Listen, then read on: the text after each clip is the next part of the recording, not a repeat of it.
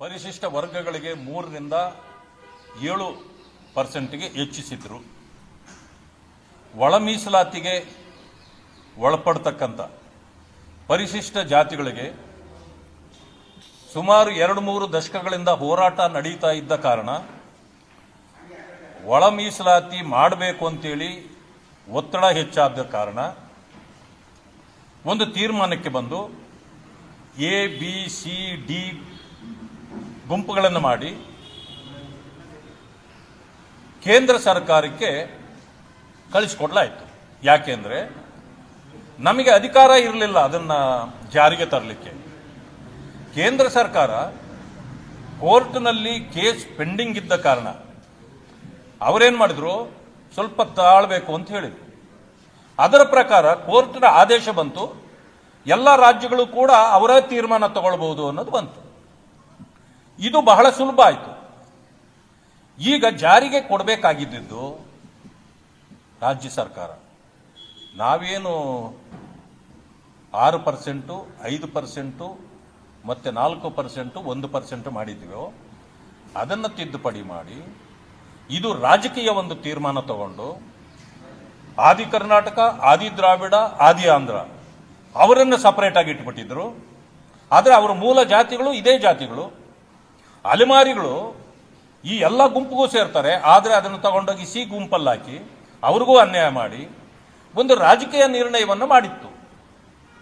ಇದು ಸರಿ ಇಲ್ಲ ಅಂತಿದ್ರೂ ಕೂಡ ಒಂದು ಇತ್ಯರ್ಥ ಆಗಲಿ, ಯಾರಿಗೋ ಅನ್ಯಾಯ ಆಗೋದಿದ್ದರೆ ಮುಂದಿನ ದಿನಗಳಲ್ಲಿ ಸರಿಪಡಿಸಿಕೊಳ್ಳಬಹುದು ಅನ್ನೋ ಉದ್ದೇಶ ಇಟ್ಕೊಂಡು ನಾವೆಲ್ಲರೂ ಕೂಡ ಒಪ್ಪಿದ್ವಿ. ಇತ್ತೀಚೆಗೆ ಏನಾಯ್ತು, ಅದು ಸರಿಯಾದ ತೀರ್ಮಾನಗಳಾಗದೇ ಇದ್ದ ಕಾರಣ ಒಂದೇ ಗ್ರೂಪ್ಗೆ ಬಂದ ಎಲ್ಲ ಪೋಸ್ಟ್ಗಳು ಅವರಿಗೆ ಹೋಗ್ತದೆ ಅನ್ನೋದಾಗಿ ರಾಜ್ಯದಲ್ಲಿ ಒಂದು ರೀತಿಯ ಬಿಗುವಿನ ವಾತಾವರಣ ಸೃಷ್ಟಿಯಾಗಿತ್ತು. ಇದು ನಡೀತಾ ಇರತಕ್ಕಂಥ ಸಂದರ್ಭದಲ್ಲೇ ಇದು ಧಾರವಾಡದಲ್ಲಿ ಯುವಕರು ದೊಡ್ಡ ಹೋರಾಟವನ್ನು ಪ್ರಾರಂಭ ಮಾಡಿದರು.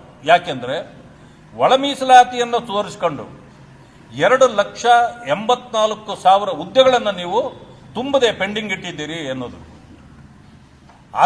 ಇದನ್ನು ತೋರಿಸ್ಕೊಂಡೇ ಇಟ್ಟಿದ್ದರಿಂದ ಅವ್ರಿಗೆ ಅನ್ಯಾಯ ಆಗ್ತಿತ್ತು. ಅಲ್ಲಿ ದೊಡ್ಡ ಹೋರಾಟ ಆದಮೇಲೆ ನಮ್ಮ ನಾಯಕರುಗಳೆಲ್ಲ ಆ ಕೈಗೂಡಿಸಿದ್ರಿಂದ ಆ ಹೋರಾಟದಲ್ಲಿ ಸರ್ಕಾರಕ್ಕೆ ಜ್ವರ ಬಂತು. ತಕ್ಷಣ ಹೋಗಿ ಗವರ್ನರ್ ಅವರನ್ನ ಭೇಟಿಯಾಗಿ ಅಂಕಿತವನ್ನು ಪಡೆದ್ರು. ಆದರೆ ಮಾಡಿದ್ದೇನೋ, ನೀವು ಒಳ ಮೀಸಲಾತಿ ಜಾರಿ ಮಾಡಲೇ ಇಲ್ಲ. ಮತ್ತೆ ಇಷ್ಟು ದಿನಗಳ ಕಾಲ ನೀವು ದಲಿತರಿಗೂ ವಂಚನೆ ಮಾಡಿದ್ರಿ. 3-4 ವರ್ಷಗಳಿಂದ ಆ ಯುವ ಜನರಿಗೂ ಅನ್ಯಾಯ ಮಾಡಿದ್ರಿ. ಈ ಒಂದು ಪರಿಸ್ಥಿತಿಗೆ ಕಾರಣ ಸರ್ಕಾರದ ಲೋಪವೇ ಹೊರತು ಜನರ ಲೋಪ ಅಲ್ಲ. ಈಗ ಯಾವ ರೀತಿ ನೀವು ರಿಸರ್ವೇಶನ್ ಅನ್ನು ಕೊಡ್ತೀರಿ, ಮೀಸಲಾತಿಯನ್ನ ಹೇಳಿ, ಜನರಿಗೆ ಈಗ ಹೇಳಬೇಕಾಗಿದೆ. ಈಗ ಮೀಸಲಾತಿ ಹಳೇ ರೀತಿಯಲ್ಲೇ ಕೊಡೋದಾದ್ರೆ ನೀವು ಒಳ ಮೀಸಲಾತಿ ಆಗೋದಿಲ್ಲ. ಒಳ ಮೀಸಲಾತಿ ನೀವು ಕೊಡ್ತೀನಿ ಅಂತಂದ್ರೆ 17% ಪ್ರಕಾರ ಆಗಬೇಕು, ಅದಾಗೋದಿಲ್ಲ. ಕೋರ್ಟಲ್ಲಿ ಕೇಸ್ ಇದೆ.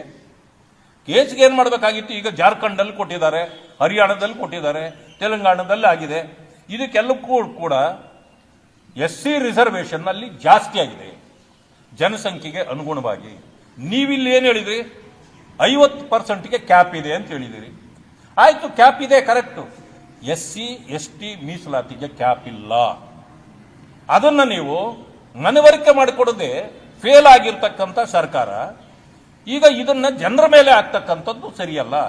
ಆದ್ರಿಂದ ದಯವಿಟ್ಟು ನೀವು ತಿಳಿಸಿ ಯಾವ ರೀತಿ ಈ ರಿಸರ್ವೇಶನ್ ಕೊಡ್ತೀವಿ ಅನ್ನೋದು ಈಗ ಜನರಿಗೆ ತಿಳಿಸಬೇಕು. ಇಲ್ಲ ಅಂತಂದ್ರೆ ನೀವು ಈ ಜನರಿಗೆ ನೀವು ಅಪಮಾನ ಮಾಡ್ತಿದ್ದೀರಿ, ಮೋಸ ಮಾಡ್ತಿದ್ದೀರಿ ಅಂತ ನಾವು ಹೇಳಬೇಕಾಗತ್ತೆ.